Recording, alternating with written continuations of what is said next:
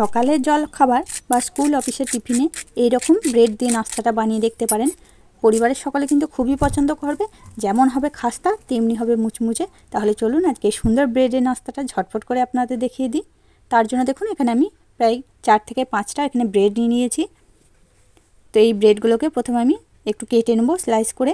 তো আমি একটু ছোটো সাইজের ব্রেডগুলো নিয়েছি, আপনারা চাইলে কিন্তু একটু বড় সাইজের ব্রেডগুলোও নিয়ে নিতে পারেন। এবার এই ব্রেডগুলোকে দেখুন এই যে সাইডে যে ব্রাউন কালারগুলো আছে সেগুলোকে আমি একটু কেটে বাদ দিয়ে দেব। তো আজকে একদম দুর্দান্ত একটা নিরামিষ নাস্তা রেসিপি নিয়ে চলে এসেছি। তো অবশ্যই রেসিপিটা প্রথম থেকে শেষ অবধি দেখার অনুরোধ রইল। এই দেখুন এইভাবে কেটে নিয়েছি, আর এই যে সাইডের অংশগুলো এগুলো কিন্তু ফেলে দেবো না, এগুলো দিয়ে ব্রেড ক্রাম্বস বানিয়ে নিতে পারবেন। এইভাবে সব রুটিগুলো থেকে আমি এই যে ব্রাউন পার্টটা আছে এগুলো কেটে বাদ দিয়ে দেব। তো হাতে যদি সময় কম থাকে তো এইভাবে ব্রেড দিয়ে এই নাস্তাটা বানিয়ে দেখবেন, খেতে কিন্তু খুবই সুন্দর হবে। বাকি ব্রেডগুলোকেও আমি এই একইভাবে কেটে নিয়েছি। এবার এখানে দেখুন আমি একটু পাত্রে অল্প একটু জল নিয়েছি। এবার এখান থেকে একটা করে ব্রেড নেব আর এই জলের মধ্যে দিয়ে এগুলোকে তুলে নেব, আর জলটাকে এইভাবে চিপে চিপে বের করে দেব।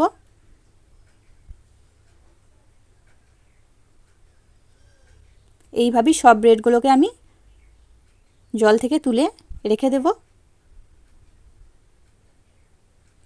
এতে ব্রেড একটু নরম হয়ে যাবে, তবে খুব বেশি কিন্তু জলের মধ্যে দেওয়া যাবে না, তখন আবার একদমই নরম হয়ে যাবে আর এটা বানানো যাবে না।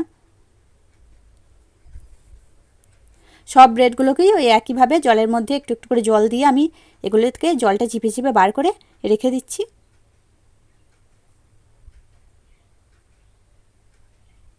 আর এদিকে দেখুন একটা পুর বানিয়ে নেব। তার জন্য কড়াইয়ের মধ্যে আমি অল্প একটু সরষের তেল দিয়ে দিলাম, হাফ চামচ মতো গোটা জিরে, এবার 2টো কাঁচা লঙ্কা দিয়ে দিলাম। আপনারা যেমন ঝাল খাবেন এখানে সেরকম অনুযায়ী ঝালের পরিমাণটা কম বেশি করে নেবেন। 1 চামচ মতো আদা গ্রেট করে দিয়ে দিলাম। এবার আদা আর কাঁচা লঙ্কাটাকে একটু ভালো করে তেলের মধ্যে দিয়ে ভেজে নিচ্ছি। আজকে আমি কিন্তু এটা নিরামিষ বানাচ্ছি, আপনারা যদি এখানে আমিষ খেতে চান তাহলে কিন্তু এখানে একটু পেঁয়াজ কুচিও দিতে পারেন, বা যদি কোনো সবজি থাকে ক্যাপসিকাম, বিনস, গাজর এগুলোও কিন্তু দিতে পারেন। এবার অল্প একটু হলুদ গুঁড়ো দিয়ে দিলাম, দিয়ে দিচ্ছি লঙ্কার গুঁড়ো, একটু জিরের গুঁড়ো, আর ওর সাথে দিয়ে দিচ্ছি অল্প একটু গরম মশলার গুঁড়ো। আবারও সব মশলাগুলো একসাথে একটু নেড়ে চেড়ে নিচ্ছি। আর এদিকে দেখুন আমি আগে থাকতে 2টো আলু একটু সিদ্ধ করে রেখে দিয়েছিলাম, এবার হাত দিয়ে এইভাবে ভেঙে ভেঙে দিয়ে দিচ্ছি।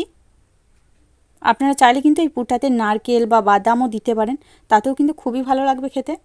এবার দিয়ে দিলাম স্বাদ মতো লবণ, দিয়ে সব কিছু একসাথে একটু আলুর সাথে একটু ভালো করে কষিয়ে নেব, যাতে সব মশলাগুলো আলুর সাথে ভালোভাবে মিশে যায় আর আলুর পুরটা একদম রেডি হয়ে যায়। একটু ভালো করে খুন্তির সাহায্যে এইভাবে একটু আলুগুলোকে একটু ভেঙে ভেঙে দেব। এবার দিয়ে দিচ্ছি অল্প একটু কস্তুরি মেথি। মেথি দিলে কিন্তু খুবই ভালো লাগে খেতে, আপনারা যদি পছন্দ করেন দেবেন, আর যদি না পছন্দ করেন এখানে যদি ধনেপাতা কুচি থাকে তাহলে সেটাও দিতে পারেন, তাতেও কিন্তু খুবই ভালো লাগবে। পুরটা তৈরি হয়ে গেছে, এবার এটাকে তুলে নিচ্ছি। আর এদিকে দেখুন আমি একটা বাটির মধ্যে তার 4 চামচ মতো একটু আটা নিয়েছি, এর মধ্যে অল্প একটু জল দিয়ে দিচ্ছি, দিয়ে এটাকে একটু মোটা ব্যাটার তৈরি করে নিচ্ছি। ব্যাটারটা তৈরি করে নিয়েছি, এবার এটাকে পাশে সরিয়ে রেখে দিচ্ছি। আর এইদিকে সব ব্রেডগুলো আমি নিয়ে নিয়েছি, এবার এখান থেকে একটা ব্রেড নিয়ে নিচ্ছি, দিয়ে এইভাবে এটাকে রেখে একটা বেলনার সাহায্যে এটাকে একটু আলতো হাতে বেলে নেব। আর এটাকে কিন্তু খুবই আলতো করে বেলে নিতে হবে, খুব বেশি চাপ দিয়ে বেললে হবে না, তখন আবার এটা ছেড়ে যেতে পারে। এই যে এইভাবে আলতো করে একটু বেলে নিয়েছি। আর এদিকে আলুর পুরটা তৈরি করেছিলাম সেখান থেকে 1 চামচ মতো নিয়ে নিচ্ছি, দিয়ে ঠিক এইভাবে একটু লম্বা করে এক সাইডে দিয়ে দিচ্ছি, দিয়ে যে আটার গোলাটা আমি করে রেখেছিলাম সেখান থেকে অল্প অল্প নিয়ে এই সাইডগুলো লাগিয়ে দেব। এতে কিন্তু এর মুখটা ছেড়ে যাবে না, জয়েন করার সময় খুব ভালোভাবে লেগে থাকবে। দিয়ে এটাকে একটু রোল করে গুটিয়ে নিচ্ছি ঠিক এইভাবে। মুখটা একটু চেপে চেপে এঁটে দেবেন, নাহলে কিন্তু এটা ভাজার সময় ছেড়ে যেতে পারে। আর এই সাইডের মুখ দুটোকে আমি একটু এইভাবে বন্ধ করে দিচ্ছি।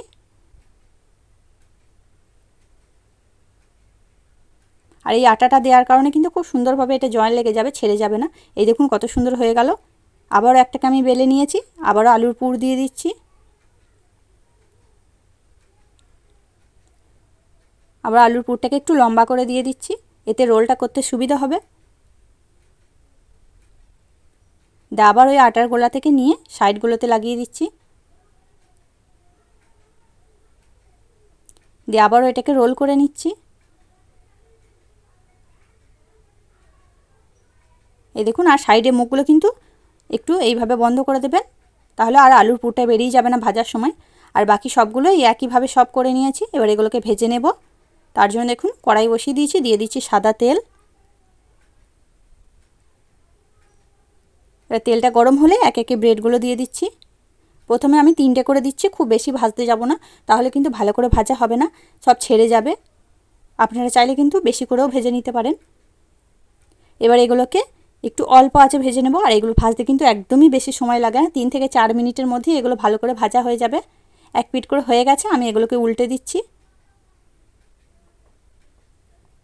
দিয়ে এইভাবে মিডিয়াম ফ্লেমে এগুলোকে একটু ভেজে নেব।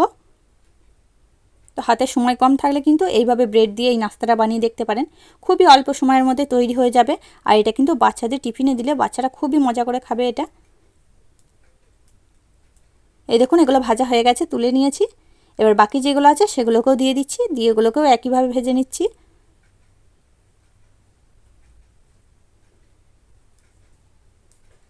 এগুলোকেও এবার উল্টে পাল্টে ভালো করে একটু লাল লাল করে ভেজে নেব।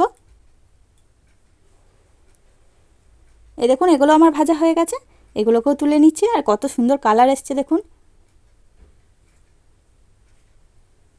সব ব্রেডগুলো ভাজা হয়ে গেছে, আর আওয়াজটা শুনেই বুঝতে পারছেন যে এটা কতটা সুন্দর হয়েছে।